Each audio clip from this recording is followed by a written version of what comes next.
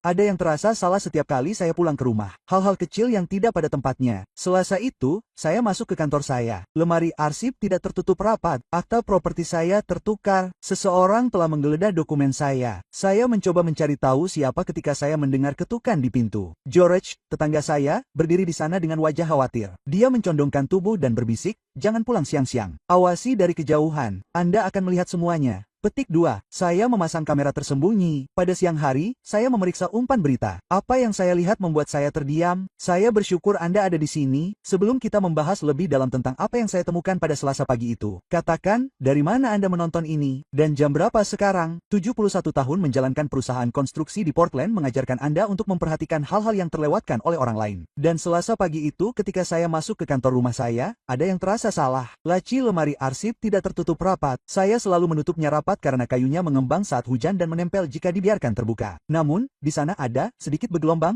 cukup menarik perhatian saya. Saya berjalan perlahan, sepatu bot saya tidak menimbulkan suara di lantai kayu keras tempat saya berbaring 35 tahun yang lalu. Saya menarik laci hingga terbuka dan melihat ke dalam. Akta kepemilikan properti tidak berurutan. Saya selalu mengaturnya berdasarkan tanggal. Akta kepemilikan kabin Mount Hood diselipkan di balik dokumen rumah Portland. Kondominium Cannon Beach kusut di bagian bawah. Seseorang telah memeriksa barang-barang saya. Saya duduk di kursi kulit tua yang dibelikan Charlotte untuk saya 20 tahun yang lalu sebelum kanker merenggutnya. Kotak kayu kecil tempat saya menyimpan surat wasiat dan asuransi menghadap ke arah yang salah. Saya selalu mengarahkan kaitnya ke arah saya, sekarang menghadap ke jendela. Saya membuka kotak itu, dokumen-dokumen itu ada di sana, tetapi telah dibuka dan dilipat kembali. Lipatannya berbeda, seseorang telah membacanya. Jantung saya mulai berdebar lebih cepat. Hanya 3 orang yang memiliki kunci rumah ini. Saya, putra saya Brandon, dan menantu perempuan saya Vanessa. Saya teringat makan malam minggu lalu di tempat mereka di Lake Owego. Rumah besar dengan kolam renang, garasi untuk 3 mobil. Brandon menuangkan anggur untukku dan bertanya, "Ayah, apakah akhir-akhir ini ayah sudah memikirkan rencana warisanmu? Ayah sudah semakin tua, mungkin sudah waktunya untuk menyederhanakan segalanya."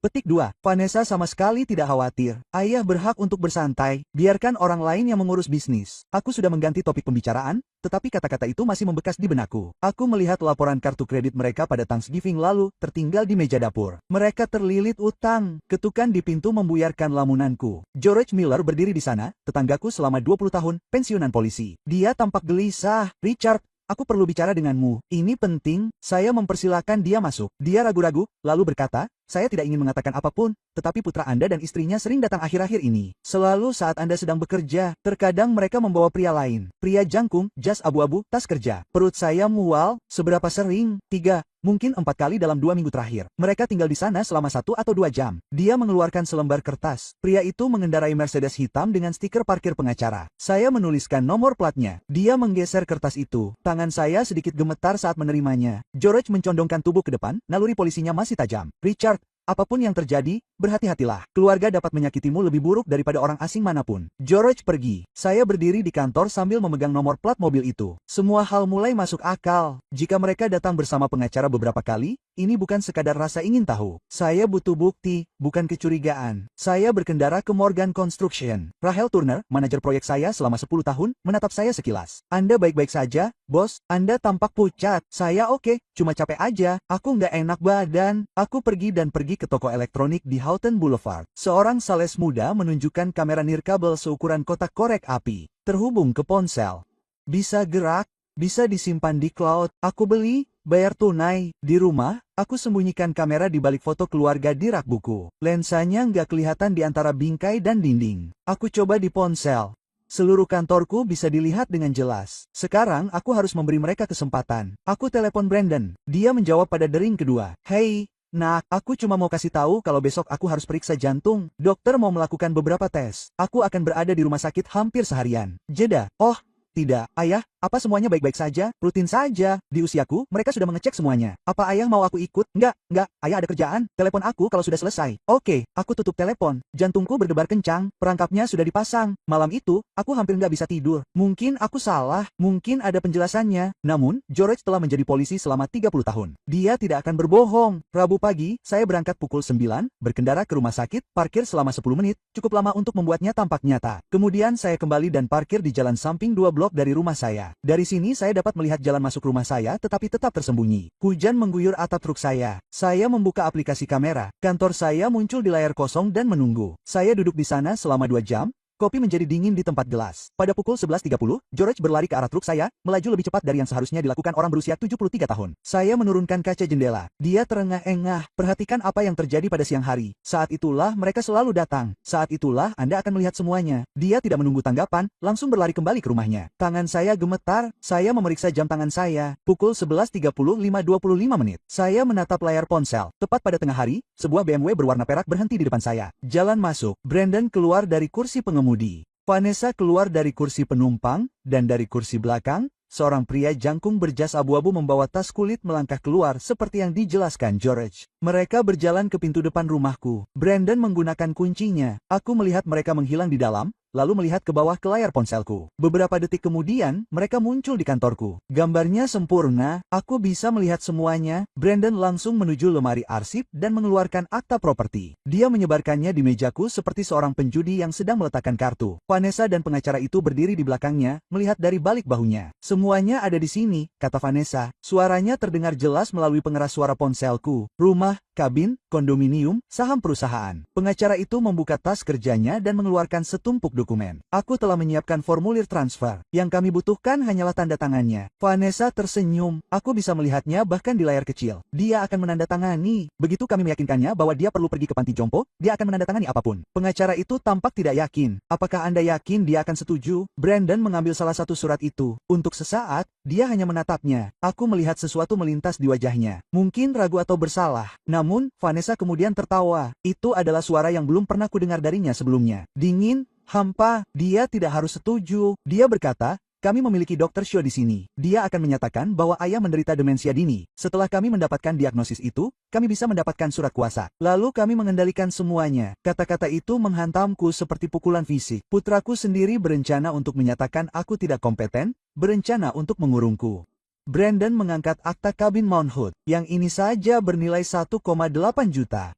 Vanessa mengangguk, menghitung. Rumah Portland itu setidaknya 3,5 dan perusahaan bisa menjualnya seharga 8, mungkin 9 juta. Pengacara itu menuliskan semuanya. Semakin cepat kita memindahkannya, kata Brandon pelan. Semakin cepat kita bisa mulai. Vanessa mengeluarkan ponselnya. Aku akan menelepon Dr. Shaw hari ini. Kita harus bergerak cepat. Mereka menghabiskan 20 menit berikutnya untuk memeriksa dokumen. Pengacara menunjukkan formulir kepada mereka, menjelaskan prosedur. Mereka berbicara tentang pengajuan perwalian, tentang pemindahan hak milik, tentang likuidasi aset. Mereka berbicara tentangku seolah-olah aku sudah mati, seolah-olah aku adalah masalah yang harus dipecahkan, hambatan yang harus disingkirkan. 47 tahun membangun konstruksi Morgan dari nol. 35 tahun di rumah yang kubangun dengan tanganku sendiri. Mereka membicarakan semuanya seperti barang-barang di penjualan harta warisan. Begitu dia berada di panti jompo, Vanessa berbicara tentang aku. Berkata pada satu titik, dia bahkan tidak akan tahu apa yang terjadi. Tempat-tempat ini membuat mereka cukup mabuk. Brandon tidak menanggapi itu. Dia melihat salah satu foto di mejaku, dia dan Charlotte saat wisuda kuliahnya, tetapi dia tidak mengatakan apapun. Akhirnya, mereka mengumpulkan dokumen-dokumen itu. Pengacara itu memasukkan semuanya kembali ke dalam tas kerjanya. Mereka meninggalkan kantorku dan aku mendengar pintu depan tertutup. Melalui kaca depan mobilku, aku melihat mereka kembali ke BMW. Mereka menertawakan sesuatu sambil melaju pergi. Aku duduk di trukku dengan tangan gemetar hebat hingga hampir menjatuhkan telepon. Hujan turun semakin deras sekarang, menghantam atap. Tetapi aku tidak gemetar karena kedinginan. Aku gemetar karena marah. Ini bukan hanya tentang uang. Mereka tidak hanya berencana mencuri asetku, mereka berencana mencuri kebebasanku, martabatku, bahkan identitasku. Mereka akan mengunciku di suatu fasilitas dan membiusku agar patuh sementara mereka menjual semua yang telah kubangun. Putraku, anakku satu-satunya, dan Vanessa, tawa dingin itu masih bergema di telingaku. Malam itu aku duduk dalam kegelapan di ruang tamuku. Malam itu aku duduk dalam kegelapan di ruang tamuku. Aku tidak menyalakan lampu, aku tidak makan malam, aku hanya duduk di sana sambil berpikir. Hujan turun di luar mengenai pohon cedar yang kutanam 35 tahun lalu saat aku membangun rumah ini. Suaranya seharusnya menenangkan, tapi tidak. Aku terus melihat senyum dingin di wajah Vanessa. Terus mendengar suara pelan Brandon yang mengatakan mereka harus bergerak cepat. Anakku berencana untuk mengunciku. Pada titik mana aku kehilangan dia? Apakah saat Charlotte meninggal dan aku mengubur diriku dalam pekerjaan untuk melarikan diri dari kesedihan? Apakah saat aku memberinya semua yang dia inginkan dan tidak pernah mengajarinya apa artinya mencari nafkah? Apakah saat aku melewatkan semua drama sekolah karena aku sedang menawar kontrak? Atau saat aku membayar pernikahannya dengan Vanessa, meskipun ada sesuatu tentang dirinya yang selalu terasa salah? Aku ingat Brandon sebagai anak kecil yang muncul di lokasi konstruksi, mengenakan helm yang 3 ukuran lebih besar, mengajukan 1000 pertanyaan, menatapku seolah aku adalah pria terpintar di dunia. Aku ingat dia di samping tempat tidur Charlotte sambil memegang tangannya saat dia meninggal. Dia baru berusia 22 tahun. Kami menangis bersama malam itu. Aku ingat dia mencium pipiku setiap pagi Natal. Aku mencintaimu, ayah. Kemana perginya anak itu? Pertanyaan-pertanyaan itu membara. Namun, saat duduk di sana dalam kegelapan, aku menyadari sesuatu. Jawabannya tidak penting lagi. Yang penting adalah sekarang, dan saat ini, Brandon telah membuat pilihannya. Aku hampir tidak bisa tidur. Ketika pagi akhirnya tiba, aku mengangkat teleponku dan menelepon Stephen Mitchell. Dia telah menjadi pengacaraku selama 25 tahun. Jika ada yang bisa membantuku, dialah orangnya. Dia menjawab pada dering kedua. Richard, ada apa? Kau terdengar mengerikan, Stephen. Aku perlu menemuimu hari ini. Ini mendesak. Datanglah ke kantorku pukul 10. Aku tiba di kantornya di pusat kota dekat Pioneer Place tepat pukul 10. Stephen sedang menunggu dengan setek teh dan kekhawatiran terpancar dari wajahnya. Ceritakan semuanya padaku, katanya. Aku menunjukkan video di ponselku padanya. Dia menontonnya sekali, lalu meminta untuk menontonnya lagi. Ekspresinya semakin gelap setiap kali menonton. Ketika selesai, dia terdiam cukup lama. Lalu dia bersandar di kursinya. Ini penipuan, katanya. Persekongkolan untuk melakukan penipuan, penganiayaan terhadap orang lanjut usia, dan jika mereka berencana memalsukan diagnosis demensia, itu kriminal. Apa yang bisa saya lakukan? Suara Stephen tegas. Pertama, kami melindungi aset Anda. Hari ini, kami akan mengalihkan semuanya ke dalam perwalian. Perwalian, Anda akan tetap mengendalikan semuanya. Tetapi secara hukum, aset tersebut akan menjadi milik perwalian. Itu berarti meskipun Brandon mendapatkan kuasa atas Anda secara pribadi,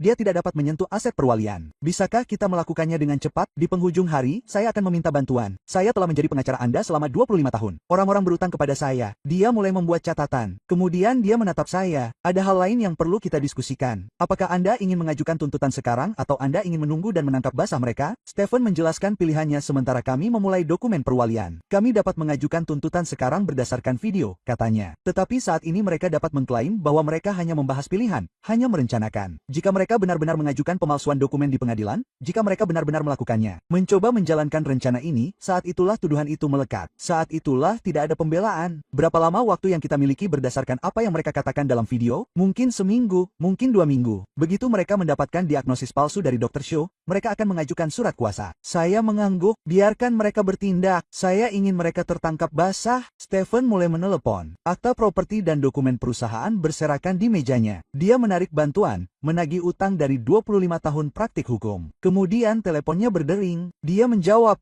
"Ya, apa? Kirimkan padaku sekarang." Wajahnya pucat. Dia mengetik sesuatu di komputernya, menatap layar, dan ekspresinya semakin gelap. "Richard, duduklah." Aku sudah duduk. "Kalau begitu, pegang sesuatu." Petik 2. Dia mengarahkan laptopnya ke arahku. Saat menjalankan pencarian hak milik untuk pemindahan perwalian, asisten hukumku menemukan sesuatu di basis data pengadilan pengesahan surat wasiat. Sebuah dokumen memenuhi layar. Sebuah surat wasiat yang diajukan 2 minggu lalu, yang seharusnya ditandatangani olehku, bertanggal 2 minggu sebelum aku menemukan berkas-berkas yang dicuri. Aku menatapnya, tidak dapat memproses apa yang kulihat. Menurut dokumen ini, aku menyerahkan semuanya kepada Brandon. Vanessa ditunjuk sebagai eksekutif, tetapi aku tidak melakukannya. Aku tidak pernah menandatanganinya. Suara Stephen terdengar muram. "Aku tahu kau tidak melakukannya." Dia memperbesar tanda tangannya. "Kelihatannya mirip, sangat mirip, tapi itu bukan milikku. Aku akan mengirimkan ini ke analis tulisan tangan forensik sekarang," kata Stephen. "Tetapi Richard, apakah kau mengerti apa artinya ini?" Pikiranku berpacu mencoba mengejar. "Ini adalah rencana cadangan mereka," lanjut Stephen. "Jika perwalian gagal, jika mereka tidak bisa membuatmu dinyatakan tidak kompeten, mereka sudah menyiapkan surat wasiat palsu ini. Mereka bisa mengklaim kau sudah meninggal,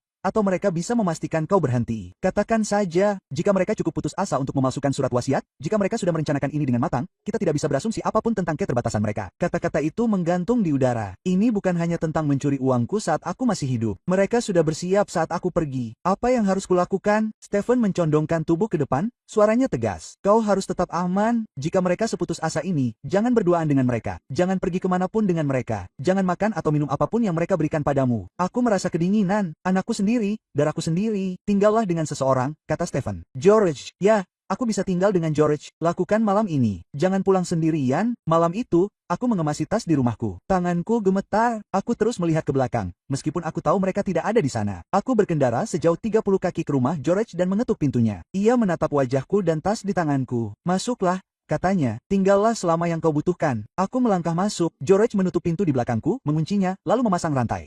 Malam itu, aku berbaring di tempat tidur tamunya, menatap langit-langit.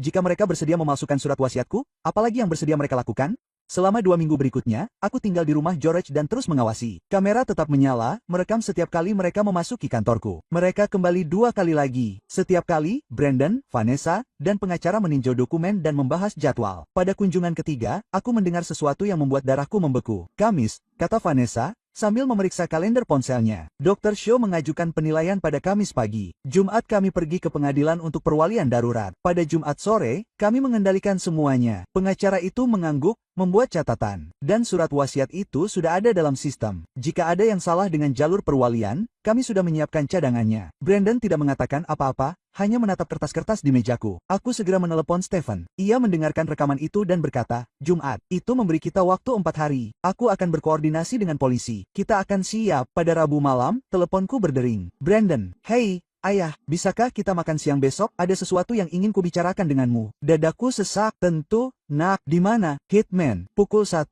Ibu dulu suka tempat itu. Ingat, manipulasi itu diperhitungkan, menggunakan ingatan Charlotte untuk melunakkanku. Aku ingat, aku akan ke sana. Stephen menyuruhku pergi untuk merekam percakapan itu, tetapi tidak menyetujui apapun. Restoran Hitman terletak di pusat kota Portland, elegan dan tenang. Charlotte dan aku telah merayakan ulang tahun pernikahan kami yang ke-30 di sana 3 bulan sebelum diagnosis kanker. Masuk sekarang terasa seperti melangkah ke dalam hantu. Brandon sudah duduk di dekat jendela. Ia berdiri ketika melihatku tersenyum dengan senyuman yang familiar. Untuk sesaat aku hampir lupa apa yang sedang ia rencanakan. Hampir, ayah, terima kasih sudah datang. Kami duduk, ia memesan untuk kami berdua sambil mencoba mengambil kendali bahkan di sini. Ayah, aku banyak memikirkanmu akhir-akhir ini, tentang kesehatanmu, beban kerjamu. Usiamu 71 tahun. Kau seharusnya menikmati hidup, bukan menjalankan perusahaan. Aku menikmati pekerjaanku, aku tahu kau juga, namun, ada cara lain untuk menikmati hidup. Pernahkah kau berpikir untuk menjual Morgan Construction? Beberapa investor yang ku kenal akan membayar mahal. Kau bisa bersantai dan bepergian. Mungkin pindah ke tempat yang lebih tenang. Pindah kemana? Ada komunitas pensiunan di Eugene. Tempat yang indah. Pemandangan laut, taman, orang-orang seusiamu. Semuanya terurus, ia mencondongkan tubuh ke depan, tulus. Rumah ini terlalu besar untukmu sekarang, ayah. Semua tangga itu, semua perawatan itu tidak masuk akal lagi. Aku mendengarkannya berbohong di depan wajahku,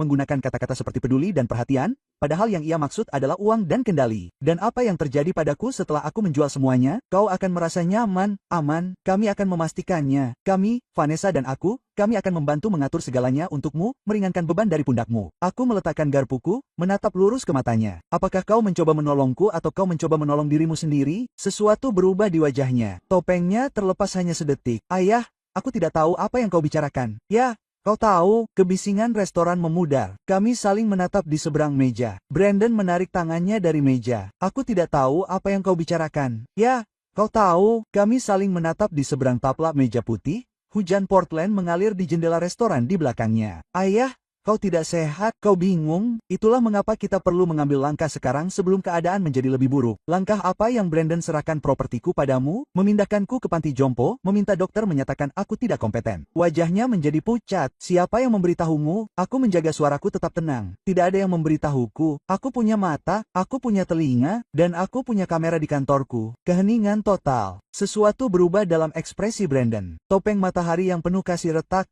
lalu hancur total. Di bawahnya ada perhitungan dingin. Baiklah, katanya dengan suara datar, kau mau melakukan ini dengan cara yang sulit? Kita bisa melakukannya dengan cara yang sulit. Dia mencondongkan tubuh ke depan. Semua kepura-puraan hilang. Pada Jumat pagi, kau akan dinyatakan tidak mampu secara hukum. Dr. Shaw telah mengajukan laporannya. Sidang pengadilan akan dilaksanakan pada hari Jumat pukul 9 pagi, dan tidak ada yang dapat kau lakukan untuk mencegahnya. Jantungku berdebar kencang, tetapi aku menjaga suaraku tetap tenang. Kau benar-benar akan melakukan ini pada ayahmu sendiri. Wajah Brandon berubah pahit. Kau memiliki begitu banyak, dan kau menolak untuk berbagi. Kau terus bekerja, terus menimbun, terus mengendalikan. Nah, sekarang giliran kita, milikku dan Vanessa, kita pantas mendapatkannya. Kau pantas mendapatkan apa yang kau hasilkan. Kau belum mendapatkan apapun. Dia berdiri tiba-tiba. Kita lihat saja nanti. Nikmati hari terakhir kebebasanmu, ayah. Dia berjalan keluar tanpa menoleh ke belakang. Aku duduk sendirian, menatap kopiku yang belum tersentuh. Pengunjung lain melirik, merasakan konfrontasi itu. Aku mengeluarkan ponselku. Aplikasi perekam masih berjalan. Aplikasi itu telah merekam semuanya. Aku segera menelepon Stephen. Itu akan terjadi pada hari Jumat, pukul 9 pagi di sidang pengadilan. Aku tahu, aku sudah bicara dengan polisi. Mereka akan datang.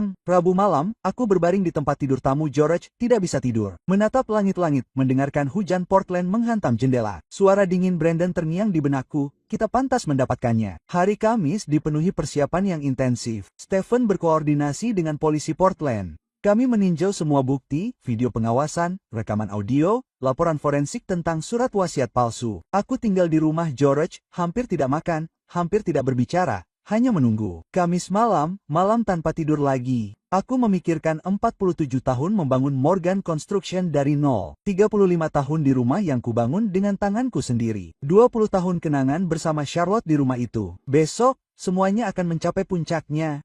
Jumat pagi, pukul 8.30 pagi, aku tiba di gedung pengadilan Multnomah County di pusat kota Portland.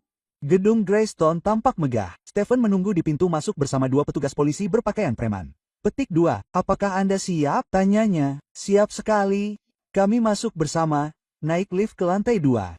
Ruang sidang berada di ujung lorong. Melalui jendela kecil di pintu ruang sidang, saya dapat melihat mereka. Brandon duduk di depan, Vanessa di sampingnya, pengacara mereka di sebelah mereka. Dan di sana, dengan jas putih, duduk Dr. Shaw. Mereka tampak percaya diri. Tenang, Stephen, mereka pikir mereka sudah menang. Stephen meremas bahuku. Tunggu di sini, biarkan mereka bergerak terlebih dahulu. Saya melihat melalui jendela ruang sidang saat sidang dimulai. Jumat pagi, tepat pukul 9. Hakim memasuki seorang wanita berusia 60-an dengan rambut perak dan mata tajam yang tidak melewatkan apapun. Semua berdiri. Pengacara Brandon berdiri berbicara di pengadilan. Yang mulia, kami mengajukan petisi untuk perwalian darurat atas Richard Morgan. Tuan Morgan berusia 71 tahun dan menunjukkan penurunan kognitif. Kami memiliki penilaian medis dari Dr. Kenneth Shaw yang mengonfirmasi demensia tahap awal. Kami meminta putranya, Brandon Morgan, ditunjuk sebagai wali sah dengan surat kuasa penuh. Hakim memeriksa dokumen-dokumen itu dengan saksama. Ini adalah klaim yang serius. Apakah Ten Morgan hadir? Yang mulia, dia tidak diberitahu karena khawatir dengan kondisi mentalnya. Hakim mengerutkan kening. Anda meminta saya untuk melucuti otonomi seorang pria tanpa kehadirannya. Yang mulia, mengingat kondisinya. Stephen Mitchell mendorong pintu ruang sidang hingga terbuka. Semua orang menoleh. Saya masuk. Di belakang Stephen, 2 petugas berpakaian preman mengikuti, kepala tegak, bahu ke belakang. Suara Stephen terdengar. Yang mulia, saya Stephen Mitchell, penasihat hukum Richard Morgan. Ten Morgan sangat hadir, sangat kompeten, dan sangat menyadari apa yang terjadi di sini. Brandon berbalik, wajahnya memucat. Vanessa mendesis. Apa yang Anda lakukan di sini? Saya berdiri di samping Stephen. Saya menggunakan hak saya untuk membela diri. Hakim mengangkat alis. Ten Morgan, apakah Anda diwakili oleh Dewan? Saya yang mulia. Ten Mitchell telah mewakili saya selama 25 tahun. Baiklah, Ten Mitchell, apa yang ingin Anda katakan tentang petisi ini? Stephen melangkah maju. Yang mulia, saya mengajukan bukti bahwa petisi ini didasarkan pada penipuan. Penilaian medis dari Dr. Shaw dipalsukan. Ten Morgan tidak pernah diperiksa oleh dokter ini. Ekspresi hakim mengeras. Lebih jauh lagi, kami memiliki bukti video tentang para pemohon yang bersekongkol untuk mencuri aset Ten Morgan melalui dokumen palsu dan diagnosis demensia yang dibuat-buat. Kami juga memiliki rekaman audio Brandon Morgan yang mengakui konspirasi ini di restoran Hitman kemarin. Bisikan-bisikan terdengar di ruang sidang. Tertib, suara hakim memotong. Brandon langsung berdiri. Ini konyol, dia berbohong, dia bingung, itulah tepatnya mengapa dia membutuhkan wali. Duduklah, Ten Morgan. Brandon ragu-ragu. Saya berkata, duduklah. Dia duduk. Vanessa mencengkeram lengannya. Hakim menoleh ke pria berjas putih. Petik 2. Dr. Shaw, Anda mengajukan penilaian medis yang menyatakan Ten Morgan tidak mampu secara mental. Apakah Anda memeriksa Ten Morgan secara langsung? Dr. Shaw bergerak tidak nyaman, keringat membasahi dahinya. Saya meninjau catatan medisnya dan membuat penilaian berdasarkan apakah Anda memeriksanya secara langsung, dokter, ya atau tidak. Tidak juga. Tetapi dalam kasus seperti ini, suara hakim menjadi dingin. Itu sumpah palsu, dokter. Anda mengajukan pernyataan di bawah sumpah yang menyatakan telah memeriksa pasien yang tidak pernah Anda temui. Wajah Dr. Shaw menjadi pucat. Hakim membuat catatan, penanya menggaruk keras. Dia menoleh ke pengacara Brandon. Dan Anda, Dewan, jika Anda dengan sengaja menyerahkan laporan medis palsu ke pengadilan ini, Anda akan menghadapi tuntutan pidana. Pengacara itu mulai berkeringat. Yang mulia, saya tidak mengetahui hal itu. Simpan saja untuk persidangan Anda sendiri. Stephen belum selesai. Yang mulia, masih ada lagi. Dia menyerahkan dokumen tambahan. 2 minggu lalu, sebuah surat wasiat diajukan ke divisi pengesahan pengadilan ini, yang konon ditandatangani oleh Richard Morgan. Surat wasiat ini menyerahkan seluruh harta milik Ten Morgan kepada Brandon Morgan dan menunjuk Vanessa Morgan sebagai eksekutif. Hakim memeriksa dokumen-dokumen itu, ekspresinya menjadi gelap. Ten Morgan tidak menandatangani dokumen itu. Kami memiliki analisis tulisan tangan forensik yang mengonfirmasi tanda tangan itu dipalsukan. Suara hakim menjadi keras. Ini bukan sekadar penipuan. Ini adalah konspirasi kriminal untuk melakukan pencurian negara, pemalsuan, penganiayaan terhadap orang tua, dan mungkin lebih buruk lagi. Ruang sidang menjadi sunyi. Vanessa berdiri berdiri tiba-tiba. Anda tidak dapat membuktikan semua ini. Dia adalah seorang lelaki tua yang bingung. Duduklah, Nyonya Morgan. Vanessa tidak duduk. Dia mungkin merekam percakapan di luar konteks. Saya berkata, duduklah, atau saya akan menganggap Anda menghina pengadilan. Vanessa perlahan duduk sambil melotot. Stephen menghubungkan laptopnya ke layar ruang sidang.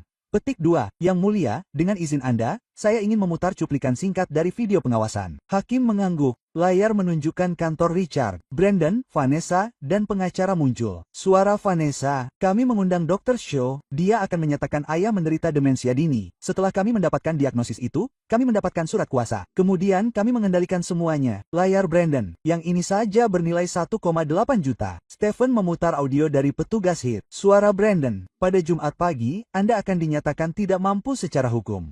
Dr. Shaw telah mengajukan laporannya. Sidang pengadilan akan dimulai pada pukul 9 hari Jumat, dan tidak ada yang dapat Anda lakukan.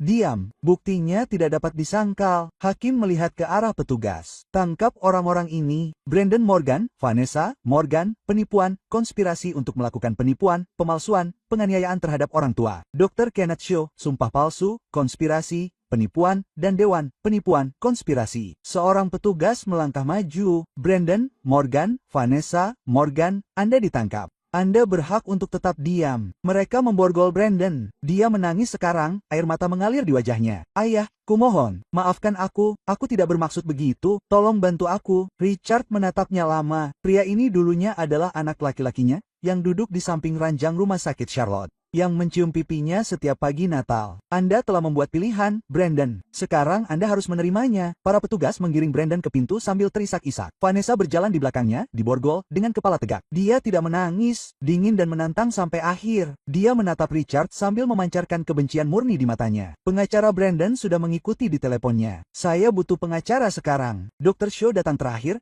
sangat terkejut. Menyadari bahwa lisensi medisnya telah dicabut, karirnya telah berakhir. Ruang sidang menjadi sunyi. Hakim menatap Richard. Tuan Morgan, saya minta maaf Anda harus melalui ini. Petisi ditolak. Aset dan otonomi Anda tetap utuh. Terima kasih, Yang Mulia. Richard berjalan keluar bersama Stephen di sampingnya menyusuri lorong menuju lift melalui pintu depan. Sinar matahari Portland bersinar terang. Pertama kalinya dalam beberapa hari hujan berhenti. Kota itu terbentang di hadapan mereka, indah dan acuh tak acuh. Stephen berhenti di tangga gedung pengadilan. Bagaimana perasaan Anda? Richard tidak langsung menjawab. Lega, sedih, hampa, marah, semuanya sekaligus. Saya baru saja mengirim putra saya ke penjara. Suara Stephen terdengar lembut. Dia mengirim dirinya sendiri ke penjara. Richard, kau hanya memastikan dia tidak lolos begitu saja. Mereka berjalan menuju mobil Stephen. Richard melihat kembali ke gedung pengadilan. Matahari bersinar, tetapi dia merasa kedinginan. Dia telah menang, tetapi apa yang telah dimenangkannya? 3 bulan kemudian, persidangan berakhir. Brandon, 4 tahun. Vanessa, 6 tahun sebagai dalang. Dr. Shaw, 3 tahun lisensi medis dicabut. Pengacara itu dicabut izinnya selama 2 tahun. Richard melihat mereka pergi, tidak ada kepuasan, hanya kesedihan yang hampa. Dia pindah kembali ke rumahnya di West Hills. Segala sesuatunya sudah pada tempatnya, tetapi kesunyian itu memekakkan telinga. George datang untuk makan malam setiap malam. 2 orang duda yang saling menemani. George tidak pernah berkata, "Sudah kubilang, bagaimana kabarmu hari ini?" Richard, di Morgan Construction, Richard mempromosikan Rahel Turner menjadi wakil presiden. Anda membangun sesuatu yang bagus di sini, bos. Saya akan mengurusnya. Perusahaan itu terus berjalan. 40 keluarga masih memiliki pekerjaan. Warisan itu akan tetap ada. Richard menjadi relawan di Habitat for Humanity, membangun rumah, mengajar anak muda pertukangan. Itu memberinya tujuan. Dia menjual kabin Matt Hood. Terlalu banyak kenangan yang sekarang terasa seperti kebohongan. Namun, dia tetap mempertahankan rumah West Hills yang dibangunnya sendiri. 6 bulan setelah dijatuhi hukuman, sepucuk surat datang dari penjara negara bagian Oregon dari Brandon. Richard memegangnya selama 3 hari sebelum membukanya. Ayah, aku tidak mengharapkan pengampunan. Tetapi aku perlu menulis ini. Maafkan aku menghabiskan seluruh hidupku dengan berpikir bahwa ayah berutang sesuatu padaku. Aku meyakinkan diriku sendiri bahwa mengambil darimu bukanlah pencurian. Aku salah, ayah membangun semuanya dengan tanganmu sendiri. Ayah bekerja 80 minggu agar aku bisa menjalani hidup yang baik. Dan alih-alih bersyukur, aku malah membencimu. Vanessa menyulut kebencian itu. Dan aku mempercayainya karena aku ingin. Sekarang aku berada di sel tanpa apapun selain waktu untuk berpikir. Aku memikirkan ibu. Apa yang akan dia katakan jika dia melihat apa yang terjadi padaku? Dia akan malu. Aku malu. Jaga dirimu. Ayah, Brandon. Richard membacanya 2 kali, duduk dengan tenang, melipatnya dengan hati-hati, dan menaruhnya di laci mejanya. Dia tidak membalasnya. Mungkin suatu hari nanti, Tetapi belum sekarang. 2 tahun telah berlalu. Konstruksi Morgan berjalan dengan baik. Rahel baik-baik saja. George dan Richard masih makan malam hampir setiap malam. Terkadang Richard menjadi sukarelawan di Habitat. Hidup terus berjalan. Dia duduk di kantornya suatu malam sambil melihat foto-foto keluarga. Brandon memiliki bayi saat wisuda di hari pernikahannya. Dia bertanya-tanya di mana kesalahannya, apa yang bisa dia lakukan secara berbeda. Dia tidak punya jawaban. Mungkin tidak ada. Tetapi Richard tahu ini. Dia melakukan hal yang benar. Hal yang sulit, hal yang membuatnya kehilangan anak tunggalnya. Dan dia akan melakukannya lagi karena seorang pria yang tidak membela apa yang menjadi miliknya bukanlah seorang pria. Dia adalah korban. Dan Richard Morgan menolak untuk menjadi korban. Dia belajar bahwa rasa hormat tidak diwariskan. Itu diperoleh. Bahwa keluarga tidak ditentukan oleh darah. Itu ditentukan oleh kepercayaan dan kesetiaan. Bahwa terkadang orang-orang yang seharusnya paling mencintaimu adalah orang-orang yang paling menyakitimu. Hujan turun di pohon cedar di halaman belakang rumahnya. Pohon yang ditanamnya 35 tahun lalu. Rumahnya berdiri kokoh. Perusahaannya masih mempekerjakan 40 keluarga. Warisannya utuh. Bahkan jika udaranya hilang, dia berdiri di jendela. Portland terbentang di bawah lampu di tengah hujan. Hidup terus berjalan. Hidupnya terus berjalan. Tanpa Brandon, tetapi bukan tanpa tujuan, bukan tanpa martabat, bukan tanpa mengetahui bahwa dia melakukan hal yang benar. Itu sudah cukup. Melihat kembali kisah nyata ini, saya melihat seorang lelaki tua yang membangun sebuah kerajaan tetapi hampir kehilangan jiwanya karena mempertahankannya. Ini adalah salah satu kisah kakek yang Anda pikir tidak akan pernah terjadi pada Anda. Tetapi itu terjadi. Dan itu bisa saja terjadi. Jangan seperti saya. Jangan menunggu sampai keluarga Anda berdiri di pengadilan dengan tangan di borgol dan menangis untuk menyadari ada yang salah bertahun-tahun yang lalu. Jangan bekerja terlalu keras membangun warisan sehingga Anda lupa membangun hubungan. Kisah nyata di sini bukanlah tentang pengkhianatan. Ini tentang apa yang terjadi sebelumnya. Tuhan memberi saya seorang putra dan saya memberinya uang. Tuhan memberi saya waktu dan saya memberikannya untuk beton dan kayu. Tuhan memberiku sebuah keluarga dan aku memilih temanku. Aku memberikan Brandon segalanya kecuali apa yang ia butuhkan. Waktuku, kehadiranku, perhatian. Kisah-kisah kakek ini tidak dimaksudkan untuk menghibur. Kisah-kisah ini dimaksudkan untuk memperingatkanmu. Hadirlah bersama anak-anakmu. Ajari mereka nilai-nilai, bukan sekadar barang-barang berharga. Tunjukkan kepada mereka bahwa kekayaan tidak berarti apa-apa tanpa karakter. Kesuksesan tidak berarti apa-apa tanpa integritas. Ya, aku melakukan hal yang benar. Aku membela diriku sendiri. Aku menolak untuk menjadi korban. Namun aku bertanya pada diriku sendiri setiap hari, dapatkah aku mencegah kisah nyata ini menjadi sebuah tragedi jika aku menjadi ayah yang lebih baik? Aku tidak akan pernah tahu, namun, kamu masih punya waktu. Kamu dapat memilih secara berbeda. Jangan biarkan kisah kakekmu berakhir seperti kisahku dengan keadilan ditegakkan tetapi keluarga hancur. Bangun warisanmu, tetapi bangun hubunganmu terlebih dahulu. Itulah pelajaran yang kupelajari terlambat. Jangan biarkan itu menjadi